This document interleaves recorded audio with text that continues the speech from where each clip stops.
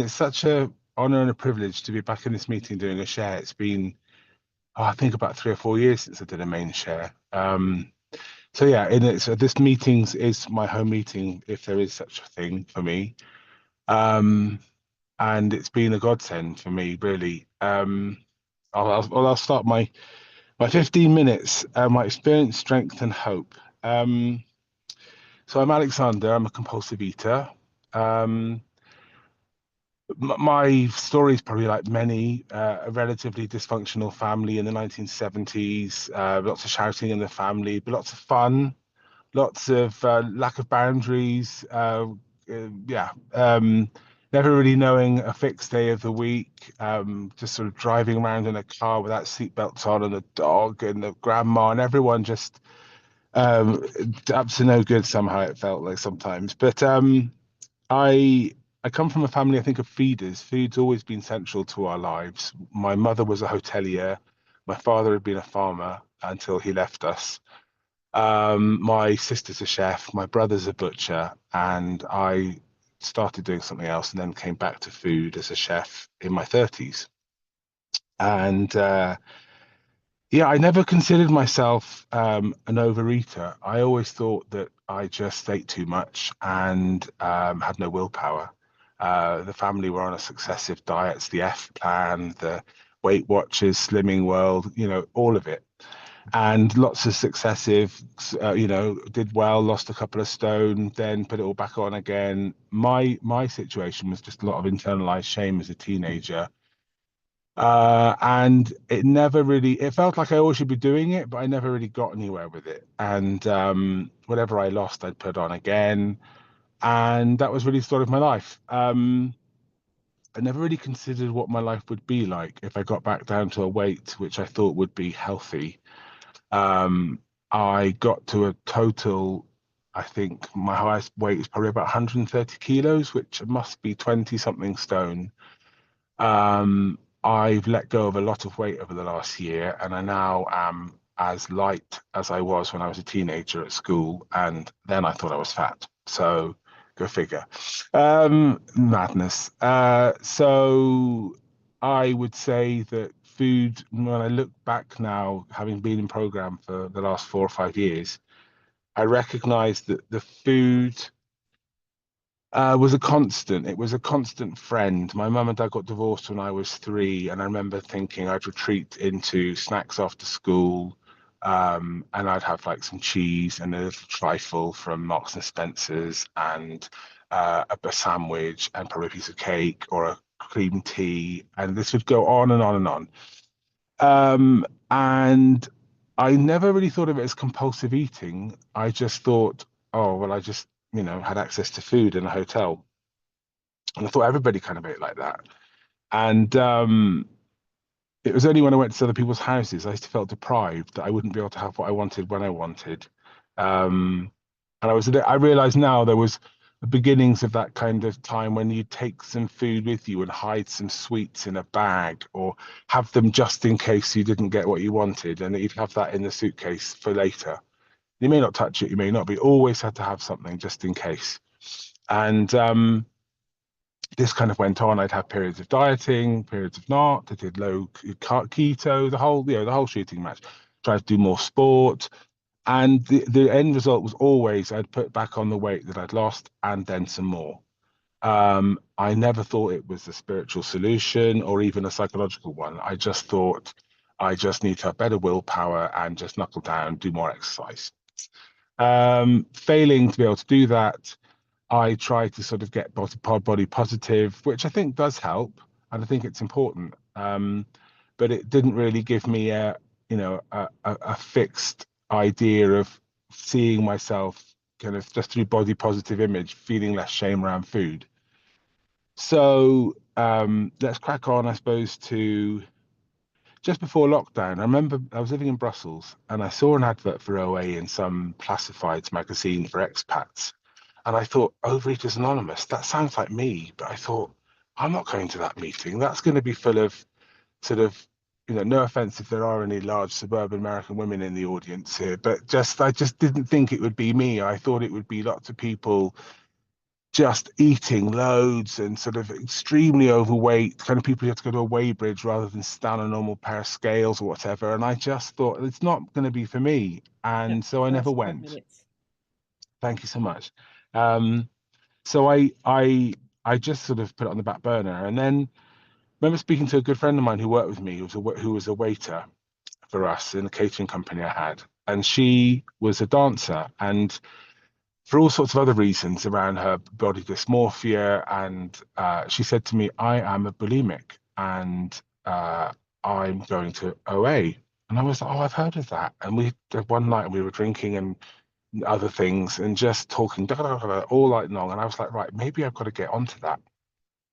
Well, then events seemed to overtake themselves and we ended up in lockdown. And I was back in Spain, saddled with lots of debt, thinking I'm going to just completely collapse here. There's no way I'm going to be able to um, survive. And I just turned to food. I thought the world's going to come to an end.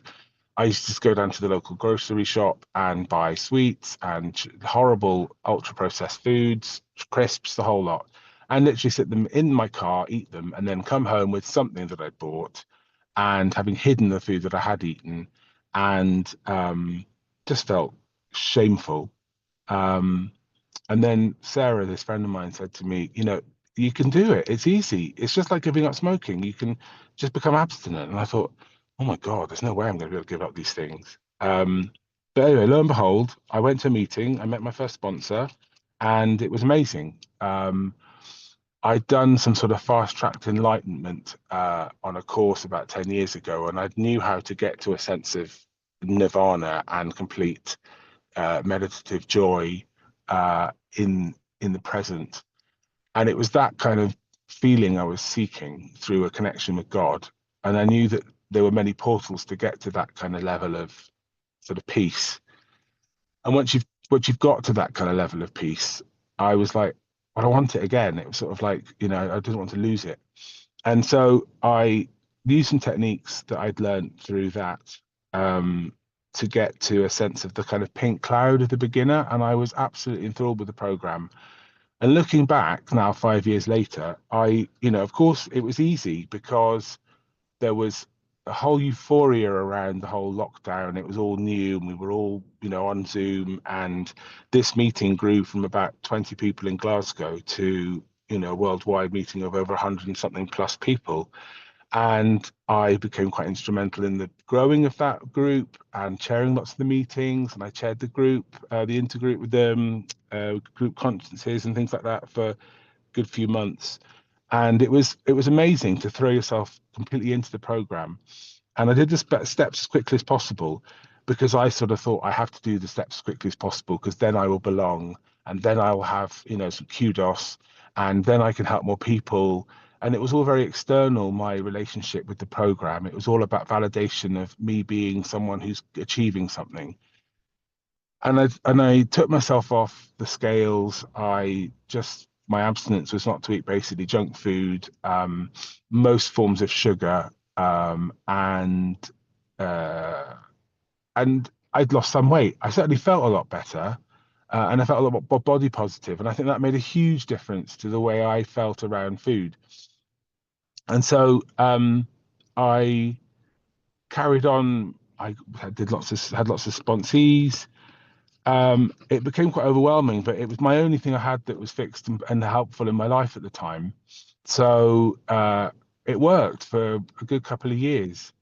As soon as lockdown ended, I found myself back at work, and I'm a chef, and I spend my whole day thinking about recipes, buying food, smelling food, preparing food, tasting food, clearing up food.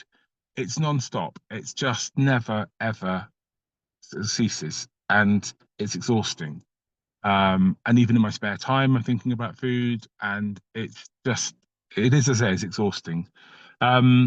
What obviously then happened with that time is slowly I started going to less meetings. Slowly I started eating some food that I was tasting for people like my boss, and life just got in the way. I couldn't go to meetings as often as I wanted to, and that whole link I had around food, and rather the whole link I had around the program, just wasn't as permanent as I had wanted it or had it. 5 minutes. And so, thank you. So then I still kind of remained like a boat in the harbour.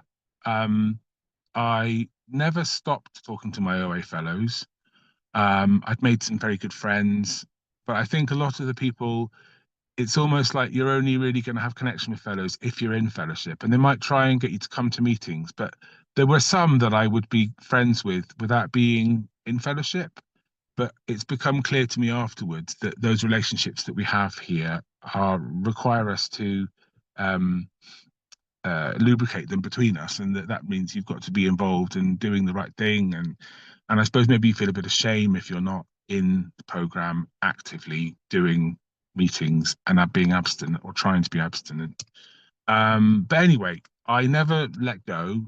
I tried to start doing the steps with another sponsor, but I just didn't really have the in me to do it. Roll forward to March last year, I was about 122 kilos, and I'd done a lot of fasting, and that had worked, but it didn't work permanently. And my brother had got diabetes, and my sister had been put on a trial on these what are called GLP-1 medications, and it's like Ozempic and Monjaro that you may or may have heard about, and they're appetite suppressants that also help with your insulin and blood sugar. And because my brother had been diagnosed as diabetic and I had been put on as pre-diabetic, I was like told, you can have this medication. And my sister didn't want to tell anybody about it, but I was like, I'm not going to give myself any more shame than I already feel for having yo-yoed my way up to 120 something kilos again. And I was like, right, I'm going to throw myself into this.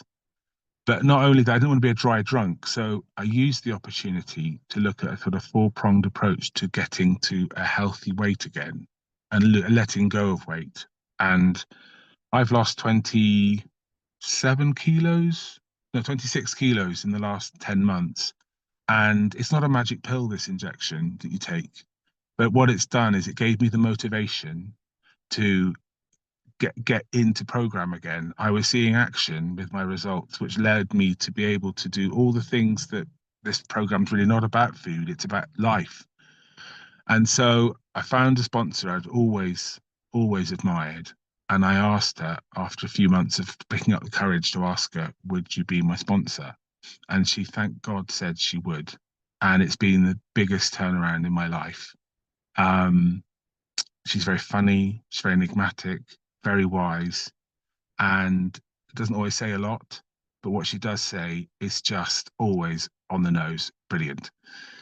And I don't feel judged. I don't feel I have to, yeah, well, it's, there's little that I have to do. What I have to do, I know I have to do.